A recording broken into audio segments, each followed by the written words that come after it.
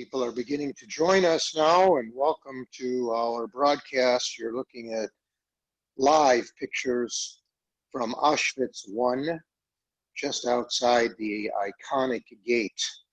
We'll be talking about this more when all of our attendees are assembled.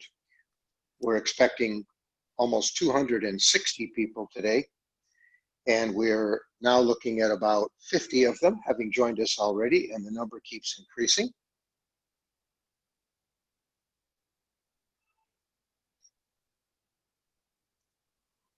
Our cameraman, Łukasz, is standing in front of the gate, and I'm going to ask him to do what he's doing, which is panning the area so you can see more of it.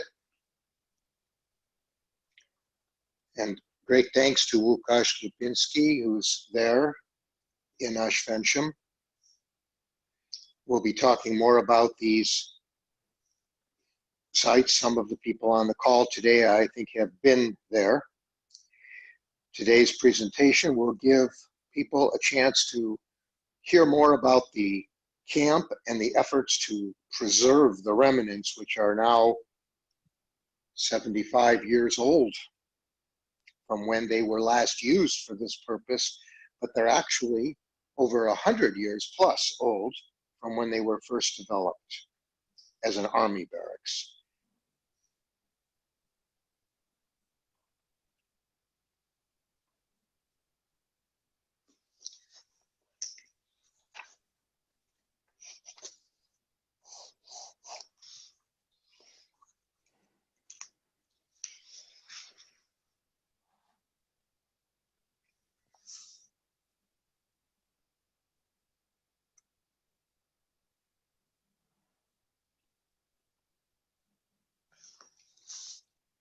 We're almost to our start time, which is going to be at 11:50 Central Time here in Chicago. I know we have people watching us from Poland and from Israel and other countries in the European Union and around the United States. Good morning, everybody. My name is Christopher Roebling, and I'm your moderator this morning and into this afternoon on behalf of the Union League Club of Chicago and its Lunch at 65 West program. We're very pleased to be joined as sponsors for this event by the American Association of Jewish Lawyers and Jurists, the Anti-Defamation League, the Chicago Loop Synagogue, the Decalogue Society, the Jewish Federation of Peoria, Illinois, the Jewish Federation of the Quad Cities, and the Jewish United Fund. Welcome one, welcome all. It's a privilege to be here this morning. I want you all to know that we are very interested in your questions, and you can use the Zoom function for sending those questions to the panel. You see there Michael Trayson, who will be interviewing and chatting with Wojtek Sochewicza, who is in Warsaw. And we're going to hear about the activities of the Auschwitz-Birkenau Foundation. After their conversation, I'll be feeding some questions to Michael, and you'll be hearing those questions in conversation between Michael and Wojtek. I want you to know that we'll be concluding by 1 o'clock, and we look forward to perhaps a couple more live images from the site during the conversation. With those preliminaries taken care of, I now hand off to Michael Trayson. Thank you, Chris Roebling. Thank you very much. And good morning in Chicago and on the West Coast here in the United States, and good afternoon and good evening in Europe and in Israel. This is a very special occasion. We're joined today by literally hundreds of you who are interested in this topic, and not being able to see you all, I cannot know how many of you have been on this site that we're about to explore and talk about, but we'll try to use our 1 hour of time to give you a chance to understand the basics, if you do not already know them, and to understand some of the more sophisticated aspects and to pose your own questions and answers. Don't forget to use the function for that so that you can get your questions in. As Chris has mentioned, we're joined today by Wojtek Sochowecki, who is in Warsaw, Poland, as we speak. You can see his image on the screen. Good afternoon, good evening, Wojtek. Good evening. Hello, how are you? And we're also joined by Łukasz Lupiński, who is on site at the Auschwitz I portion of the Auschwitz-Birkenau complex, a complex which is composed of many, many parts. And Łukasz has agreed to stand on the grounds today to give us a feel for what we're looking at. If you opened up your New York Times this morning, but 28 years ago this morning, June the 17th, same date, but in 1992, you would see an article in that day's New York Times dealing with the signage at Auschwitz-Birkenau camps. There was a great controversy back then about the facts that were being portrayed about the camp. For one thing, the language which was used in the camp had been composed with an ideological purpose by the socialist government that was dominated by the Soviet Union at that time. The role of the Jews being primary victims at places like Birkenau was left unsaid. The language that was being used was Polish, of course, and to some degree English, but certainly not Hebrew, not Yiddish. I remember there were signs back then, 28 years ago, when I first visited, which were written in the language of various countries, but never distinguished that these were Jewish people who had been primarily killed at the Birkenau complex and to some degree killed also in Auschwitz I. That's what the story was about in 1992. We're going to hear a little bit more about that. But let me introduce the subject by pointing out that there were many different camps that the Germans built. Some were labor camps, some were concentration camps.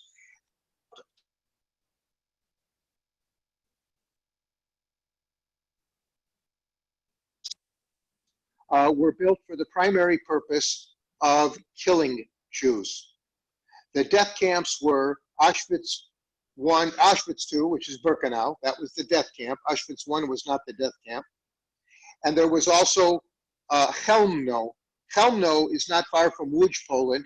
It was the first of these death camps, and it started operations the day after Pearl Harbor Day on December 8th, 1941. Other death camps that you've heard about, of course, are Sobibor and Belzec and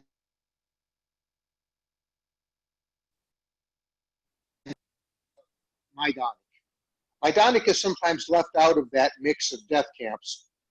At some of the death camps, the Jews arrived to be killed immediately, such as in Belzec and in Sobibor, and Treblinka, where only a few were kept as special commandos or Sonderkommando, and they might stay alive for a few weeks or a few months before they were themselves murdered. At Auschwitz, we have a different situation, and it's important that we understand the difficulties in grasping the functions of Auschwitz. First of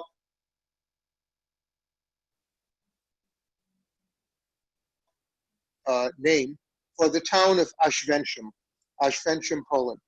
And it was the site of an Austro-Hungarian army base. Remember that this was Austro-Hungaria in those days, occupied Poland, but by the Austro-Hungarians. And they built this army base in the late 19th century. When the Germans invaded in September 1939, they took over this army base, and they first used it as a place to hold Russian soldiers, Soviet soldiers, and also a place to bring in Polish intellectuals, priests particularly, to essentially decapitate Polish intellectual life. At that point, although there may have been some Jews in the camp, that was not its primary function, was not aimed at Jews. This is Auschwitz I.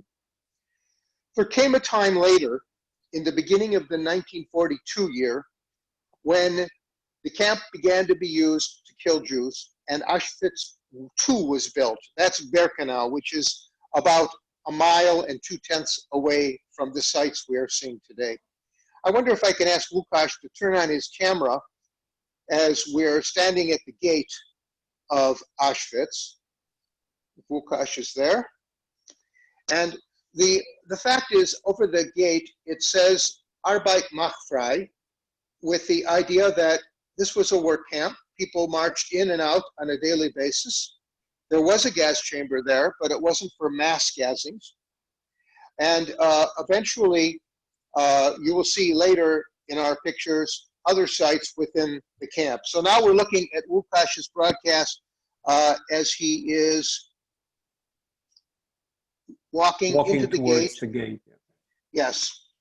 And this gate is marked Arbeit macht frei, but that's not the original sign. The original sign is kept safely in storage. That's a replica. And as Łukasz walks through the gate and maybe walks a little faster, we're going to see a building on the right-hand side, which is rather infamous. That is the site of where the orchestra played. You have seen this in some movies. I think Sophie's Choice was in there.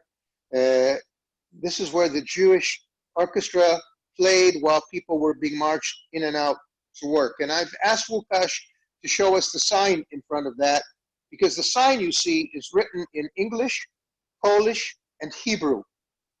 Because Poland today is not in the same situation when it was dominated by the Soviet Union 28 years ago plus, back in the late 1989 era. So today there's cooperation between Yad Vashem and Israel, working on preservation and signage and recognition of what exactly Auschwitz was and what it represents. Okay, so Łukasz is going to turn off his camera now. He's going to walk away for a few minutes to another site, which we're going to see in a moment. What I'd like to do is turn it over to Wojtek for a few words here and talk to us about the camp, talk to us about the preservation efforts, and then when Łukasz gets to our next site near the kitchen and gallows area, he'll turn on his camera. Wojtek, please. Michael, thank you very much. Welcome to all of you. Thank you for being with us. This is, as Michael said, an exceptional opportunity for us, the foundation and the museum, to speak to so many participants. The foundation, Auschwitz-Birkenau, as the museum, we are both in charge of memory, remembrance, and preservation. And we will today see a few spots at Auschwitz I and perhaps Auschwitz II, Birkenau II, very briefly. The difference for the foundation is that while, as Michael already explained, the buildings at Auschwitz I were at pretty good condition and pretty good technical state because they were built for different purposes. Right now, I see that we are in front of the gallows, where yes. This is a place of public executions, which were organized usually during roll call, very often with the purpose to intimidate other prisoners. I think Łukasz will show us the picture right in the back, which is there to commemorate the largest known case of hanging. 12 people were hanged there during an operation which was in reprisal of an effort to escape from Auschwitz-Birkenau. So 3 fellow inmates tried to escape, and as a reprisal, 12 men were hanged there. Okay. The buildings are kind of attractive, actually. This is not the temporary buildings that were built at Birkenau, which are most in danger of being destroyed because of the ravages of time. Yeah, they're pretty solid, as you can see. What you just saw to the right side was a construction site, which has a very specific purpose. This is the so-called Austrian pavilion. Some countries have national exhibitions at Auschwitz I, Austria being one of them. And right now there is preservation work going on, actually, performed by the government of Austria, where in the basement there will be a national exhibition which will show the fate of prisoners at Auschwitz and Birkenau from the national perspective of Austria.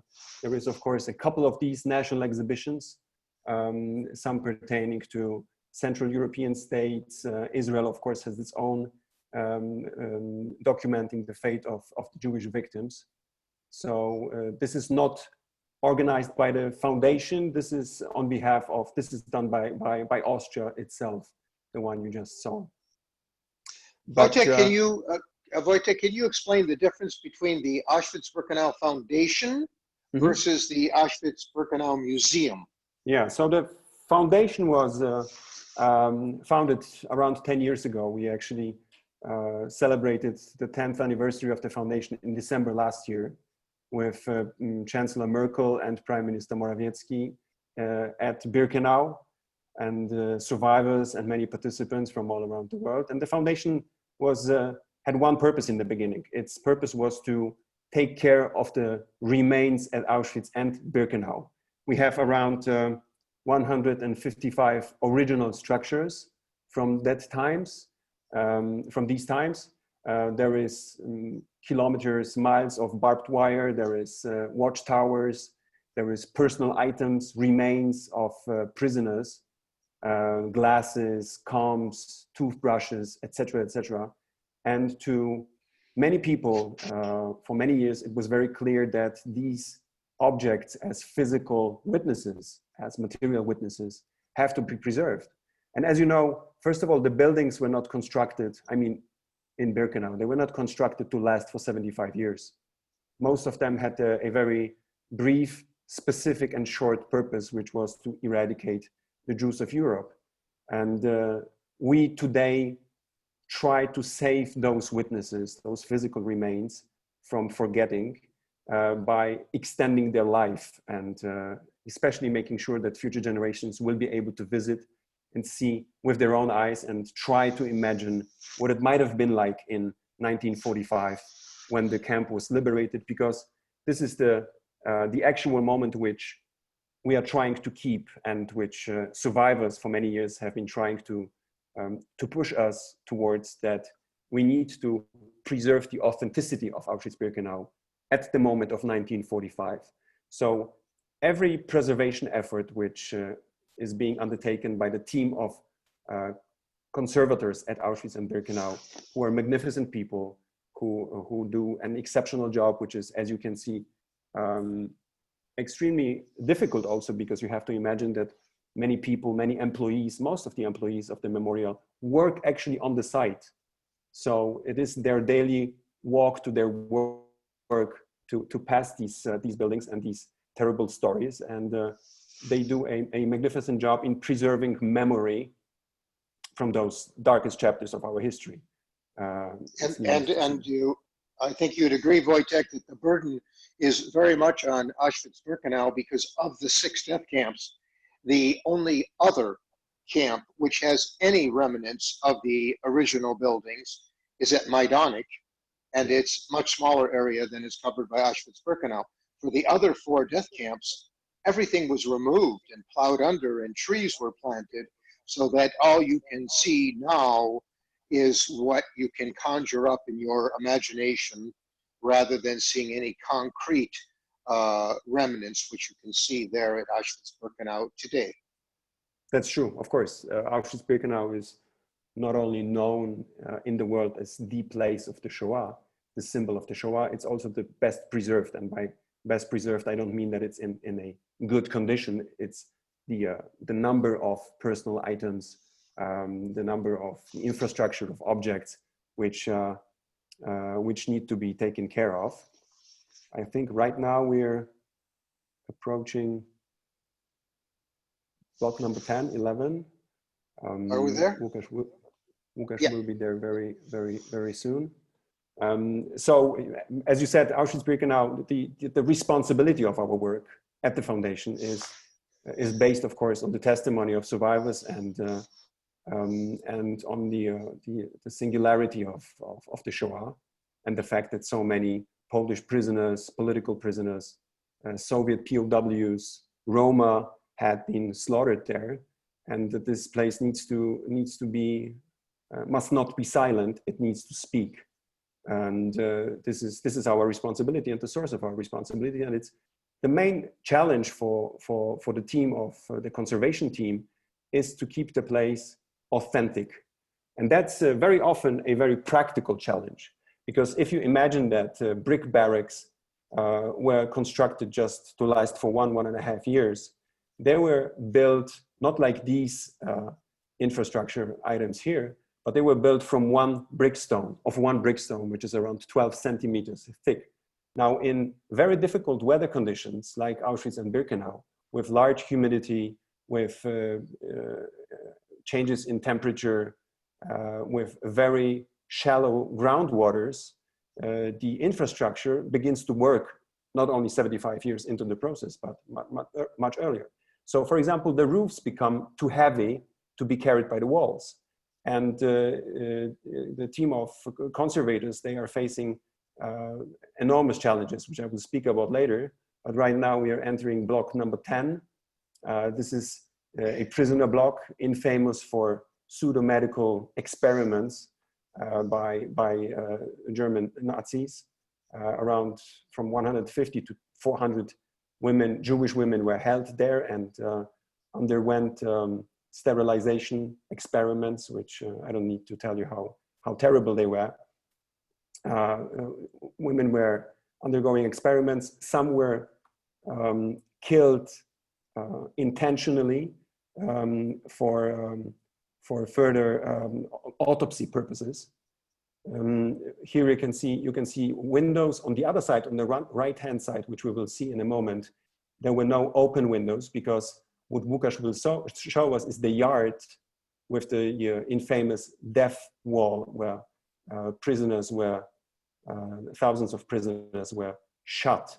So women stationed on the left side could not see, you can see the shadows, they could not see what was happening outside. Of course, they could hear what was happening.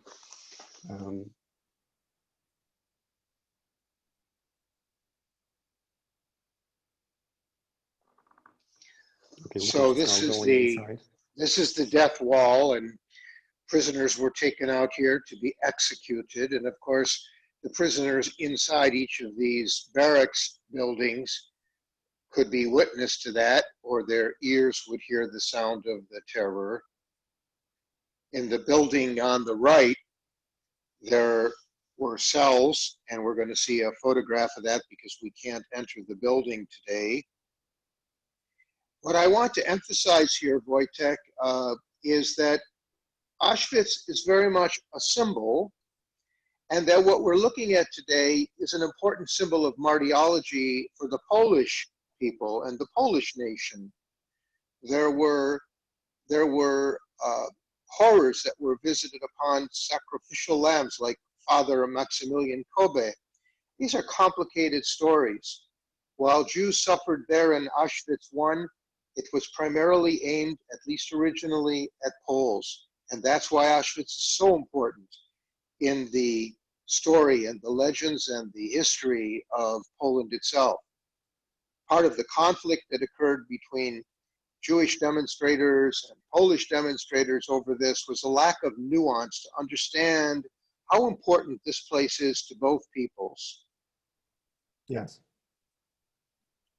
These are stand-up cells on the right. These are stand-up cells. There were 3 sorts of cells in block number 11, the so-called regular or normal cells.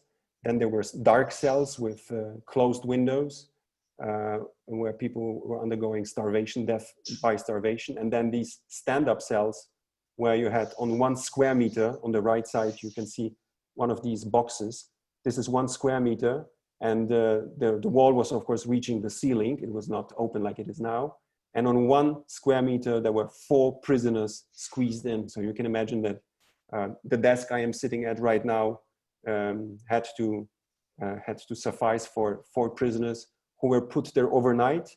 And of course, in the morning, they had to go to forced labor. So you can imagine that most did not make it.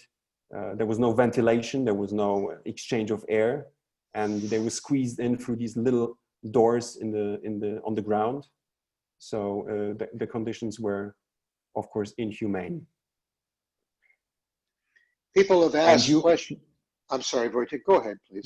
You pointed out rightly that this place is very specific for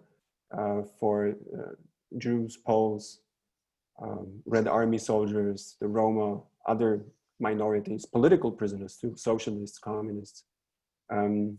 It is a coincidence that we speak a couple of days after the commemoration of the 80th anniversary of the first transport of Polish prisoners to Auschwitz I, which was commemorated here in Poland. And the tragic irony of the fate, which was the fate of Poles and Jews who were together in this situation. Of course, the situation of the Jewish population was different because by German Nazi ideology, they were given a different fate. But both groups had a very, their fate was interconnected in a very tragic sense. And just to give you a very specific example, going back to this first transport, of course, among these Polish prisoners, political prisoners, most of them were trying to leave Poland right after the invasion of Germany into Poland in September 39. They were not successful, were caught by the Germans, and then brought to Tarnów, which is a town around 100 kilometers east of Krakow, where they were imprisoned before brought to Auschwitz I. And on the day of their transport towards Auschwitz, they all were squeezed into a mikvah in Tarnów, which is also very symbolic, I think, and it shows that a mikvah being a ritual bath. A ritual, bath. So this shows that they were on their way towards this terrible place. There were many elements which showed that people lived together, and they very often had to face similar, very often different, but very often similar to circumstances that ended tragically. You know, Wojtek, I see in the background, Łukasz is showing us a very interesting building to the right-hand side of the guard tower. This building was a convent. And for those of us of a certain age, we will remember that in the very early 1990s, there was a great controversy surrounding this convent. Do you want to talk about that a little bit? Would you like to start? Sure. The fact is that the Catholic religion, for religious and not so religious Poles, is very, very important to Polish culture. I like to say it's fundamental threads in the tapestry of what makes up Poland, much in the way the Jewish religion is that for people in Israel. Even though not everyone in Poland is Catholic, not everyone in Israel is Jewish, these cultural attributes which are related to the religion are powerful. The memorialization of Auschwitz by Catholic nuns took place by having a convent here on this site devoted to their memory. When the Soviet Union ended its domination with the fall of communism in 1989, Poland was finally independent after, one could say, occupation since 1939, and it could make its own decisions. Also, it was now open so that Jewish people were able to come who had limited access before. And for some Jews, it was problematic that there were crosses or a convent. The Pope's cross was erected there near Auschwitz I. And there became a great controversy over the Catholic memorialization of what was viewed as the Jewish tragedy. Lots of conflicts, lots of misunderstandings, some demonstrations. There was one guy named Schwinton who decided to erect 50 or 60 crosses in a field, and even sincere people questioned his sincerity as to what his point was, more nationalistic perhaps than religious tribute. All of this time is history. We are now in a different era. Wojtek, what's that building used for today? That's actually a very interesting case because, as you can see, it is also an original structure dating back to the 19th and beginning of 20th century. Right now, it has been returned to the museum and it has been fully preserved. So from the outside, you can see that it is authentic. On the inside, it's been turned into a department of the memorial, of the Auschwitz Memorial, which is dealing with education. So this is the new International Educational Center for Auschwitz and the Holocaust, which is an extremely important tool for the memorial as such, because you have a seminar room for over 200 participants inside, you have translators booths, you have small classes, and now the museum is able to better serve organized groups because we have lots of youth coming annually coming throughout the whole year to Auschwitz-Birkenau for educational purposes. And it is now much easier to have these groups begin their visiting, their program here at the International Center, just to try to prepare them for what they're about to see. Then have a guided tour through Auschwitz I and Auschwitz II Birkenau. And it would be, in an ideal world, it would be wonderful to have them back at the educational center and try to talk about what they have seen and what hatred leads to, and how we can, from today's perspective and with our present day experiences, prevent such atrocities, or at least try to prevent atrocities like these and genocides. So this is extremely important. It's just an additional tool for the memorial, and I think it will be used widely in the future. It's a great challenge to stand among these structures and appreciate that this is not a Hollywood set, this is not mythology, this actually happened, that human beings were capable of making it happen. Auschwitz is a symbol in so many ways. It's a symbol of Polish suffering under German occupation. It's a symbol of bravery on the part of Poles. It has many meanings to the Polish nation. To the Jewish nation, no one needs to be told. Although Jews were murdered all over Europe, and especially by Einsatzgruppen in Eastern Europe and Eastern Poland, Auschwitz is kind of the symbol of all of that, partly for the reason we mentioned before, that the brick and mortar still remains in Auschwitz I. And hopefully we'll be able to preserve the crumbling remnants of Auschwitz II. In Auschwitz II Birkenau, the brick buildings are the crematoria, the gas chambers. The barracks are made from wood, and they're the quality of horse stables, so they're badly in need of preservation. I think it's also go ahead. Go ahead, no, go ahead. I just wanted to say that I think it's also symbolic, looking at this, to see the transformation from the intellectual struggles of the early 1990s, when people were finding ways to deal with all of this, till where we are today, where there's this close cooperation between the Auschwitz-Birkenau Museum and Yad Vashem, between Israelis and Poles, where people are sharing an understanding that gets deeper and more complex. All of this is so nuanced and so complex. There are some questions that people don't ask anymore. For example, the question, who are the guards, who are the police in these camps? And there weren't any Polish police in these camps or Polish guards. The guards were Germans, primarily Germans, and in some places like Treblinka and elsewhere, they had helpers, Hilfi, who came from certain other nationalities. Lithuanian, Latvian, and Ukrainian are usually identified with those volunteers, and it was connected very much with those people's own quest for nationalism and national independence. But the Poles were viewed as the enemy, and they were certainly not the police in any of these camps. Go ahead, Wojtek. Yeah, that's true.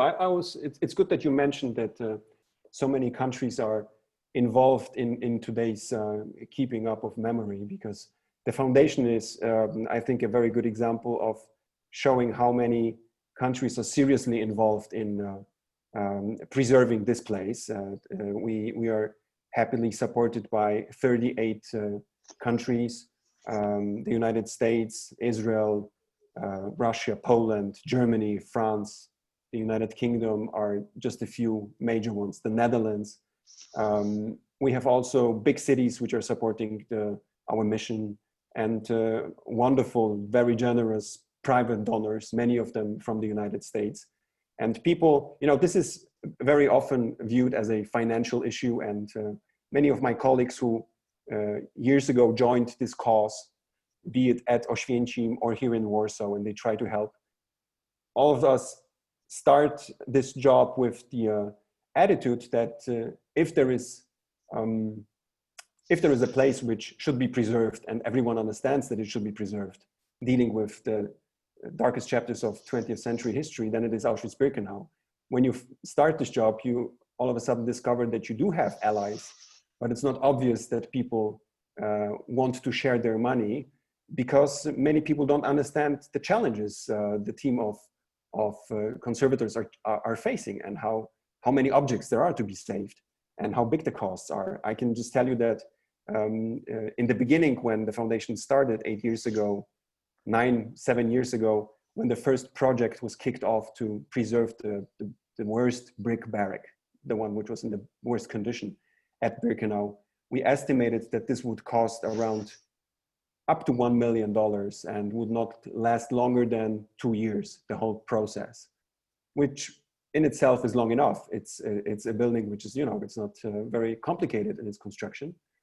However, during the process, it turned out, first of all, that we had to undig all the earth from around the foundations of the building, because initially we thought that only some additional isolation would be necessary applied at the foundation. During the process, it turned out that the whole foundation is in terrible condition, and if we want to keep this building together, then we need to isolate the whole thing, which takes more time and requires more financial resources. And then something completely unexpected in the amount happened, namely the fact that almost 1,000 personal items were uncovered from the earth during the process of the preservation of 2 barracks, which we started. Of course, people familiar with the challenges do know that you have hundreds, if not thousands, many thousands of objects scattered around Auschwitz and Birkenau. And if you dig into the earth, you are for sure going to discover something, but not in this number. I think Łukasz is right now at the crematorium number 1 in Auschwitz. And this site is infamous also because, in addition to being a crematorium at the end of the war, it's the site of the execution of the commandant of the camp. Yes. By the way, Wojtek, as you're explaining and as Łukasz is walking, I want to remind people that we would like their questions. There's a question function, and we would very much like to get questions from the audience. We have a few already, but we'd like to get more. So please send us your questions. Go ahead, Wojtek. So the preservation comes with many surprises, and most are, of course, connected with very tragic histories of victims, some of survivors. But in most cases, we don't know whom these objects belong to. And if you find spoons, for example, or glasses, or parts of knives that were hidden, because most objects were not allowed, of course, to be carried around the camp. Jewelry was hidden. The conservators did find a very nice piece of jewelry in the first barrack, which I already mentioned, hidden. And I learned a very interesting fact, namely that from an inscription which was put on the golden ring by jewelers, we know that the person carrying the ring on its way to Auschwitz-Birkenau must have went through the Litzmannstadt ghetto, because it turns out that many of the best trained jewelers back then were working at the Litzmannstadt ghetto. And from finding a very small symbol on this ring, which we recovered from the earth, we know that a person, we of course don't know whom it belongs to, but we know that this person who most likely ended in Auschwitz-Birkenau must have gone through Litzmannstadt. And these are personal stories which are extremely touching. And whenever we have people visiting, and whenever I go to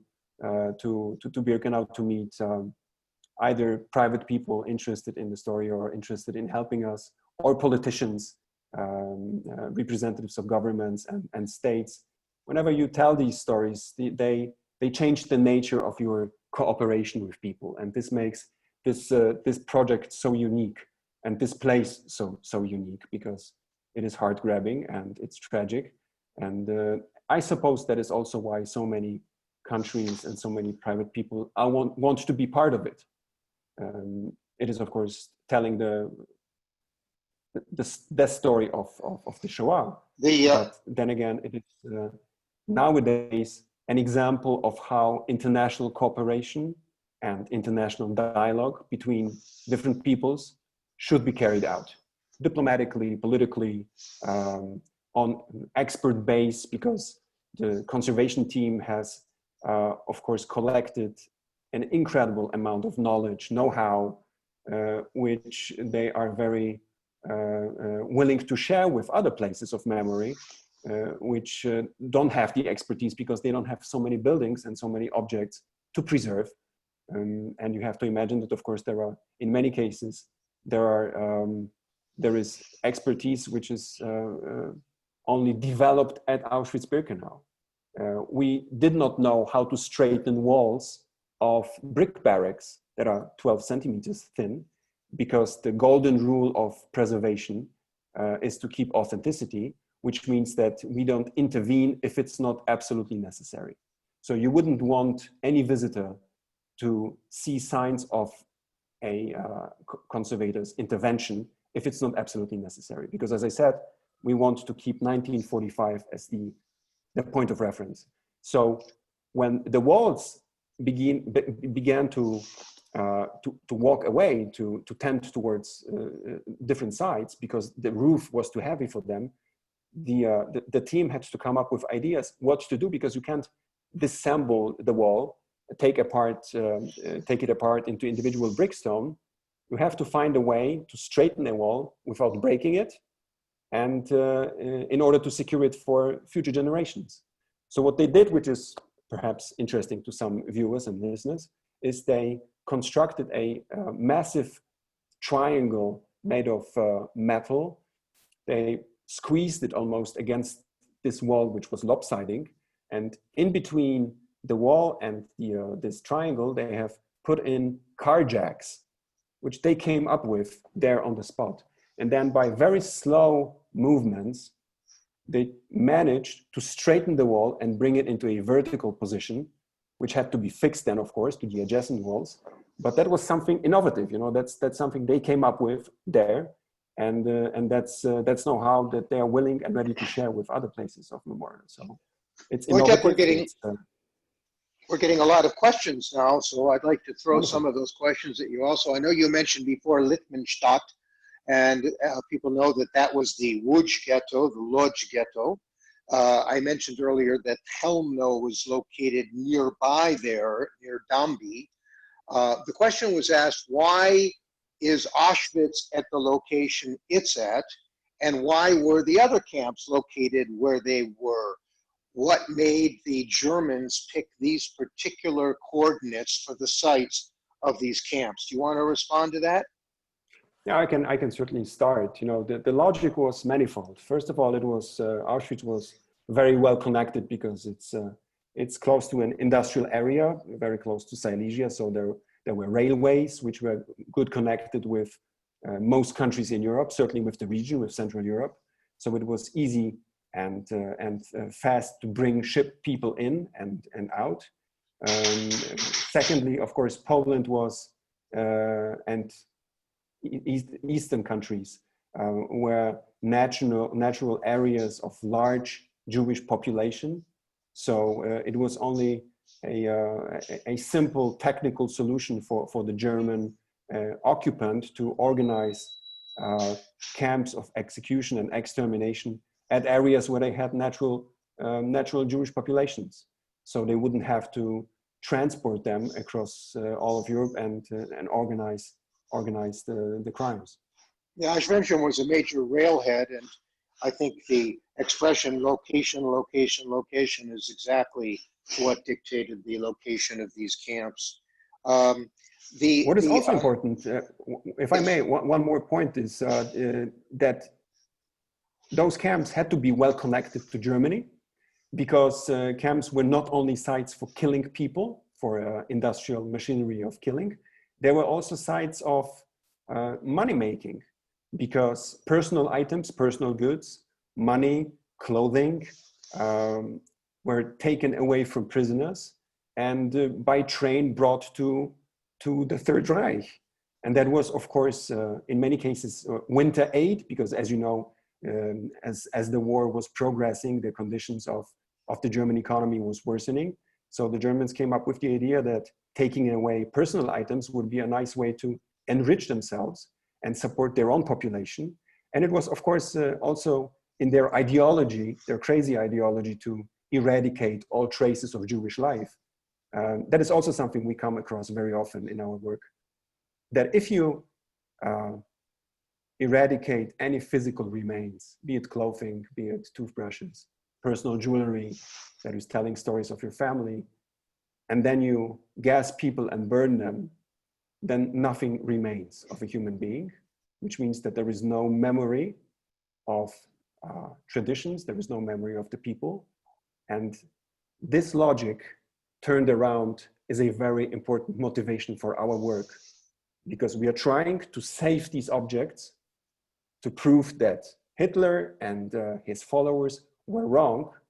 Because if we did not do this, if we did not try to stop time in a certain way from taking apart these objects, then we would be to some extent co-responsible for maybe not the crime directly, but the consequences of the crime. And that's why we are trying, and this is why the work of the conservation team is so extremely important, to save every individual item, because every one of them is telling a story. And even if not all of them will be visible, even if not can be seen by visitors who decide to come, it is absolutely necessary to save every single item. Wojtek, can you tell us what is the annual budget of your foundation? And is there a way for people who are in the United States who want to contribute to make a contribution to a 501c3? Yeah, well, I'll start with the second part of your question, Michael. The Auschwitz-Birkenau Foundation here in Warsaw has a partner foundation, which is called the Auschwitz-Birkenau Memorial Foundation, which is seated in New York, and it has 501 status. So if anyone wishes to support our cause, we are in very close contact with Maria Zalewska, who is a wonderful partner and runs the foundation from New York. She has a great team, a wonderful board of people who are involved, many of them for many years, supporting our cause, and also Polish-Jewish relations. I must mention Ronald Lauder, who is head of the board. And if anyone wishes to support our cause, it would be easiest from the United States to contact the Memorial Foundation in New York. You can do so directly through our foundation here in Warsaw. You can also make a direct donation to the museum. And you mentioned the current condition. As you know, COVID-19 has had an impact on all public places, private places, well, private lives, businesses. It also has impacted very hardly the memorial. They had to be closed. They're still closed actually since mid-March. And the problem with the museum is that if they don't have visitors, they are not having their own revenues. Now, in 2019, the museum had 2.3 million visitors from all over the world. And because the memorial is a cemetery, this comes from a tradition, a local tradition. People are buried there and we want to respect it. And we are not, even if we wanted, we are not allowed by law to charge people who want to visit. So visiting the memorial is free of charge. But if someone decides to have a guided tour, people pay for guided tours. So without any visitors, the museum is closed, they don't have any visitors, they don't have their own revenues. So their budget has been slashed by almost 50%. So if anyone wants to make a contribution to the museum, people are welcome to do so, and the web page of the museum will help. Wojtek, does the United States government contribute to Auschwitz? Yeah, the United States government is one of the 10 largest contributors to the foundation.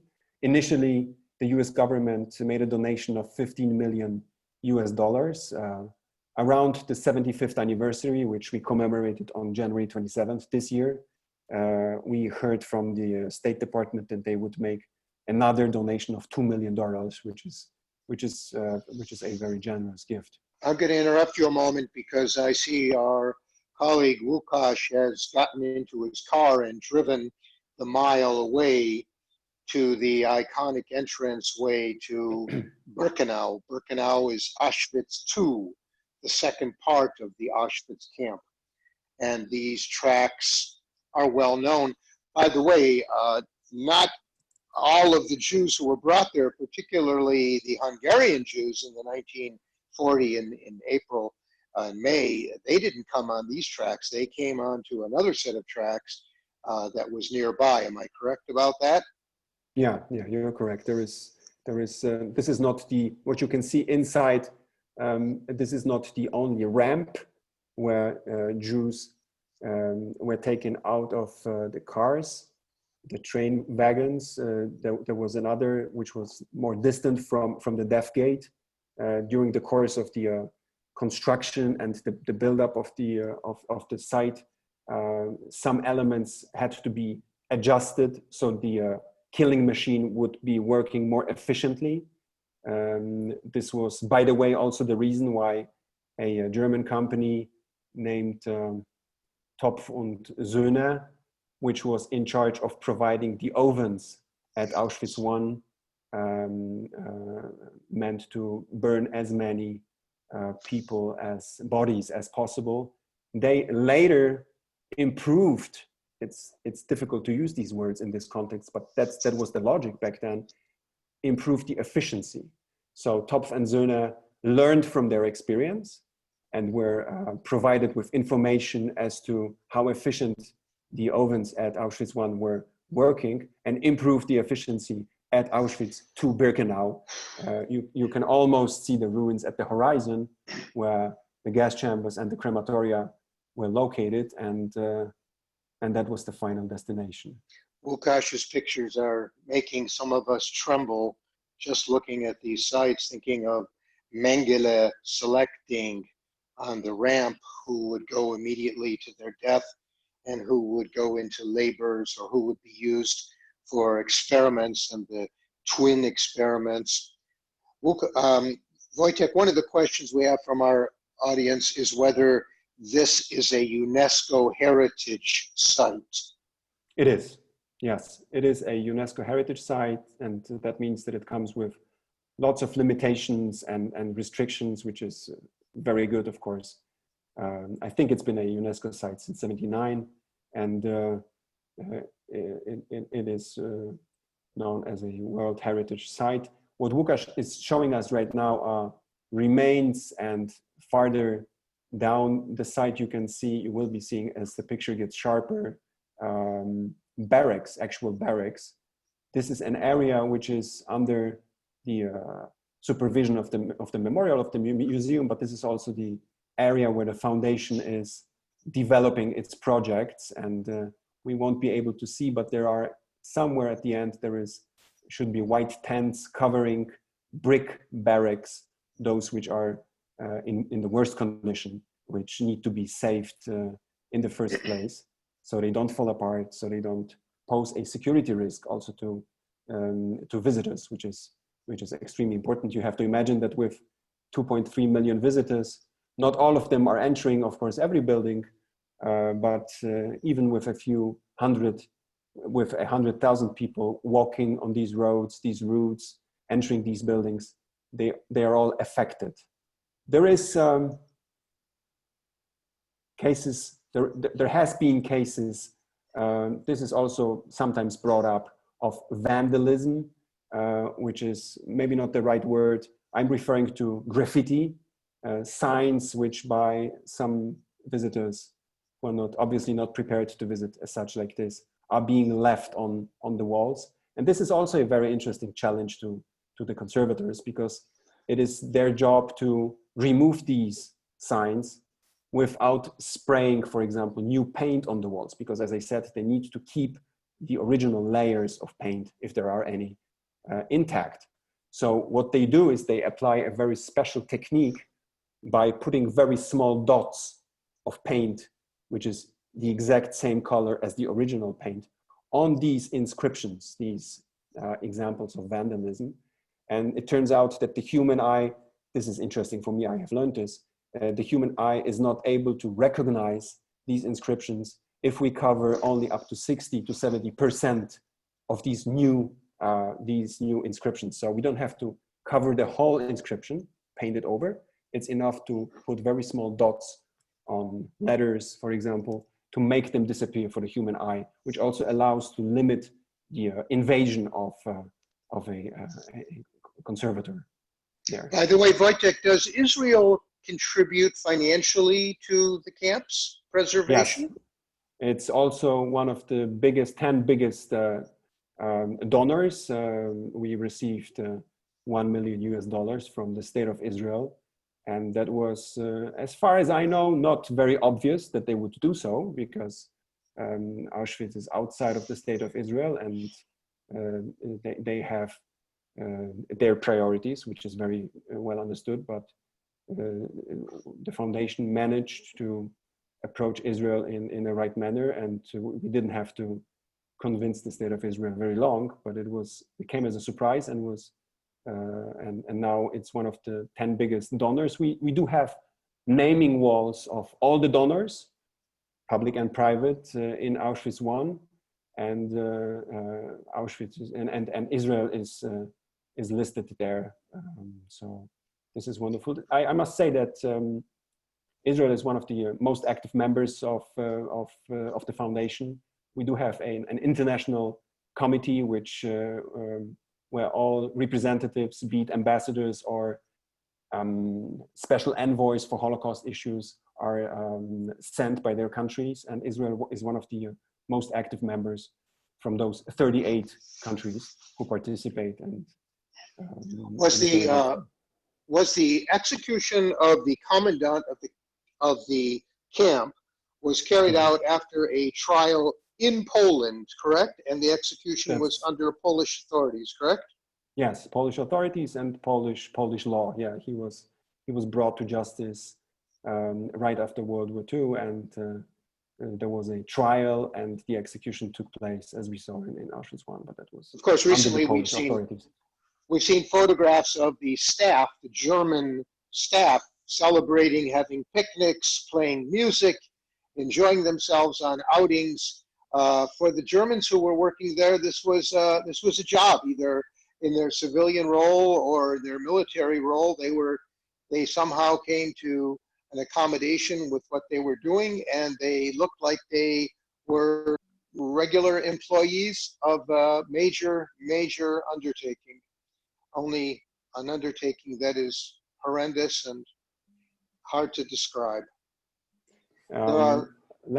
Last year, I had the opportunity to visit a place which is adjacent to Auschwitz I, where the commandant Höss was living, his private home, where he was staying with his wife and his kids. And this is right across the a 2-meter wall, which is really adjacent to Auschwitz I. So from that garden, where there was a playground for his kids, where they had a pool, where his wife and his kids were swimming, where they had a garden with vegetables, for example, they could see, for example, the chimney of Auschwitz I, of the crematorium. So it is, I think, beyond imagination for any one of us to understand this process.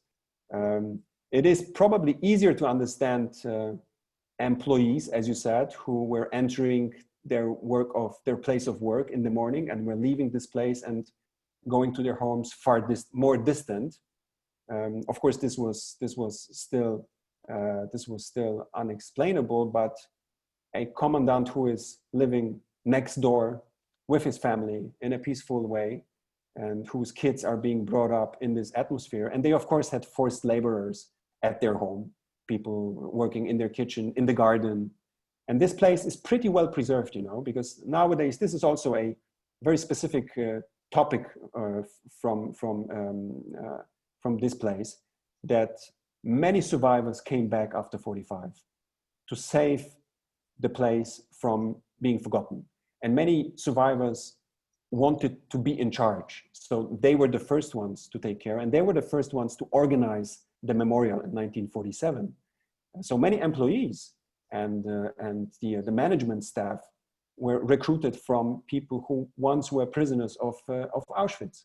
And some of these retired employees live in Auschwitz I, actually on the grounds of the concentration camp, because they received apartments from the museum, and they feel a very strong connection with the place, because it very often tells stories of their parents, grandparents. We were shown this garden of Hus by a lady whose sister was actually born on the top of this building, which you see right now. So this is the death gate. And her parents were both prisoners of Auschwitz-Birkenau, and they came back after the liberation in 45. And she was born on top of that tower. Not the lady which showed us the garden, but her sister. So this shows you that this place is not normal, I think. That's the right word. It's exceptional, and it binds people. It connects emotions. And I think it is very important to underline that there is various narratives for Auschwitz, for Treblinka, for Sobibor, for Majdanek, for Hemno, and so on and so on. Let me interrupt you. I'm sorry. Let me interrupt you, Wojtek. We've got, I would say, 50 different questions that have come in, some of which we've been able to get out to you. Just let's do a kind of a marathon quickly with some of these. Just we'll do them quickly so we can get as many as possible. One of the questions is, are the fences that we are seeing, which Łukasz is showing us, are they original, or are they preserved, or are they replaced? Well, with very narrow barbed wire, it's difficult to preserve it for 75 years. So some of the fences are original, some have been replaced. The barbed wire is very difficult to preserve. What the team is doing right now is they're trying to preserve what is there. If it's not an original structure, in many cases, it has been replaced by a material which comes from the area and from other buildings which could be used at the site. So it is, in some cases, it is reconstructed. Okay, thank you. Let me move on. Another one that requires a short answer, but it really needs a very long answer, is how is Yad Vashem involved with Auschwitz-Birkenau? Yad Vashem is cooperating very closely with Auschwitz-Birkenau, as is the Holocaust Memorial in Washington and other places. The educational programs are connected. Guides who show both places, Auschwitz and Yad Vashem, cooperate very closely. There is a very good cooperation program based on the exchange of experience. So the narratives about the crimes of the Shoah are very similar, if not exact the same. And this is necessary and working very well, I have to admit. Some of our audience are familiar that 5 kilometers away is Buna, Monowitz, where thousands and thousands of Jewish slaves labored for Iggy Farben. Is there any intention of renovating, preserving, or otherwise putting up signage there, Wojtek? There is, this requires some additional explanation. First of all, the museum as such is responsible for a certain area and very specific buildings. So what we saw in Auschwitz I and now Auschwitz II, this is under the aegis of the museum.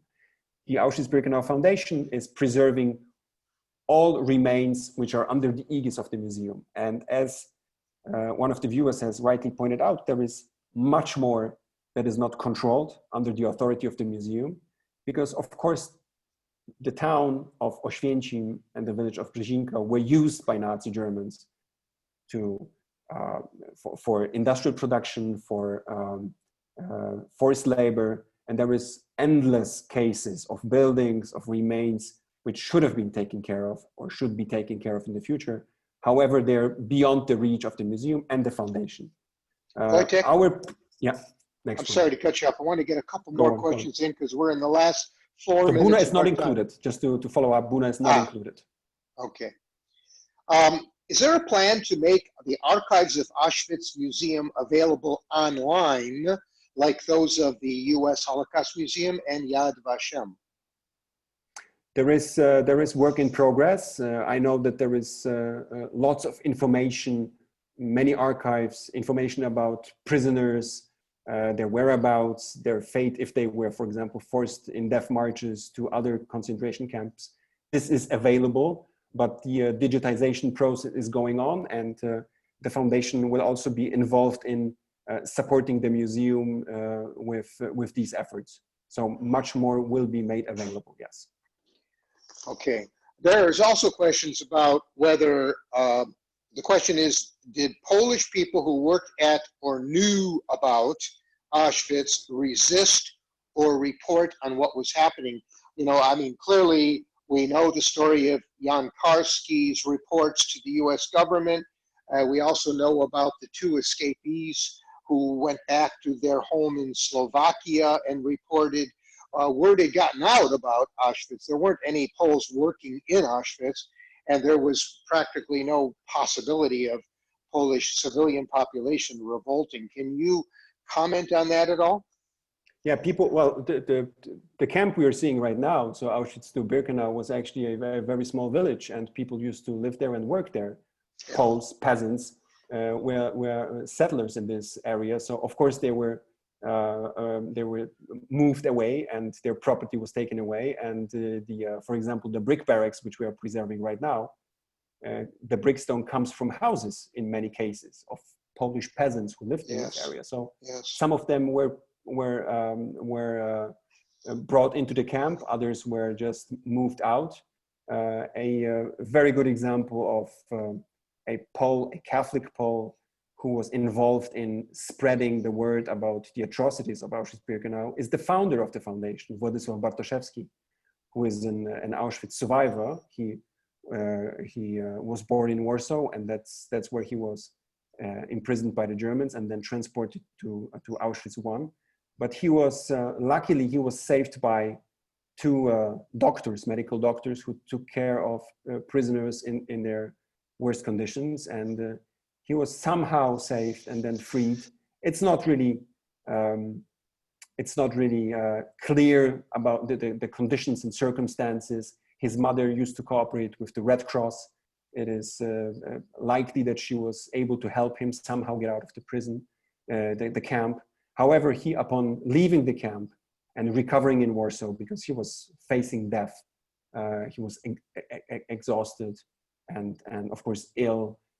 So upon recovering in Warsaw, he started a movement of resistance and collecting information and spreading information about the life in Okay, I want to say that this program needs 3 or 4 hours and then some, and I regret so much we didn't get to many of the questions. This has been a great program, and I think we're going to prevail upon the Union League Club to see if we can do a follow-up to this broadcast, which will be made available anyway on film for those who haven't seen it.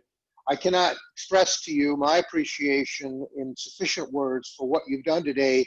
And Łukasz, your edition of the video has just been tremendous. One of the questions that was asked was about the end of the camp. And of course, by January of 44, the Red Army had approached. 45. I'm sorry, 45. The Red Army had approached. It had already reached the banks of the Wisła by August 44, but didn't reach this till many months later. By the time they came, there were some who were still left there. Most had been marched off on death marches. And there's that famous picture of the Red Army, so-called liberating. I hate to use that word because I'm not sure what we can call that liberating. But that was the end of the camp in January 27th, 1945. You've got to Again, yeah, I want to thank you, and I'll turn it over to Chris. Thank you. I really, I want to say to Wojtek Socevica and to our very own, thank you. I want to say to Wojtek and to Michael and to Łukasz that it's very hard to express our appreciation for having walked us through with these live photographs and to have taken the questions. There are more questions. We are going to preserve them, and we will work with Michael and Wojciech not only to put the video onto the Union League Club YouTube channel, but we'll put a little flag on the Union League Club landing page for the website, ulcc.org. And we invite all of you to come to the landing page or to come to the YouTube site to see this. And I take up Michael's point very sincerely that our friends at the Standard Club who have helped us at every step along this way and who have assisted us as co-sponsors throughout this, and our friends with the other groups, which I'll mention in just a second, I'm sure all of us agree that with Michael's observation that this subject goes beyond any 1 hour overview. That's what place-based learning does, because thanks to Łukasz, thanks to Wojtek, we're actually shattering the barrier of time and getting to the place where these inhumane acts took place despite our humanity. And every person on the earth needs to understand what can happen when civilization takes an uncivil turn. So with that, on behalf of the Union League Club, let me thank again our principal co-sponsor, the Standard Club, and all of its members who have assisted us in this and so many other wonderful programs.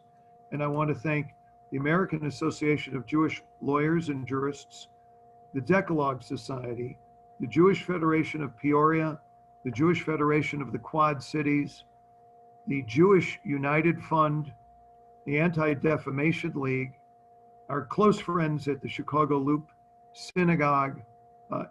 Folks from each of these organizations got on the phone, they were on the Zoom calls, they were exchanging lists, they were updating each other. And that's the way that knowledge can be propagated. It falls on us to make sure that Wojtek, Łukasz, Michael, all of you are heard, and I hope we've done our part today. Thank you, participants, for joining us. It's a privilege to welcome you to this virtual dimension of all of these sponsors, the Standard Club and the Union League Club.